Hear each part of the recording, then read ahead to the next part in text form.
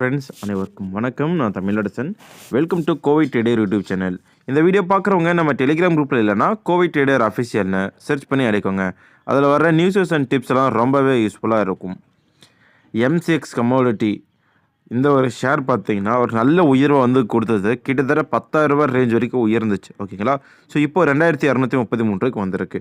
So அதாவது corporate action காரணமாக price average ஆயிருக்கு. இது நஷ்டம் கிடையாது.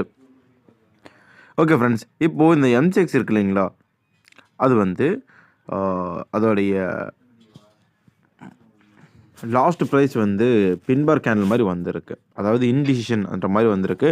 பட் இருந்தாலும் அப்பர் விக் ரொம்ப பெருசாக இருக்குது. ஸோ செல்லிங் ப்ரைஸ் அதிகமாக இருந்திருக்கு. இது ஒரு வழியாக அந்த அமெரிக்காவுடைய ட்ரேட்வில் காரணமாகவும் இருக்கலாம். அண்ட் தென் இந்த ஒரு வாரம் மட்டும் இல்லாமல் கடந்த வாரமும் இந்த மாதிரியான நெகட்டிவ் கேண்டில்ஸ் தான் வந்திருக்கு. ஸோ ஷிவரிங் லாஸ்ட் 2 வீக்ஸாகவே இருக்குன்றதை இது நமக்கு காட்டுது.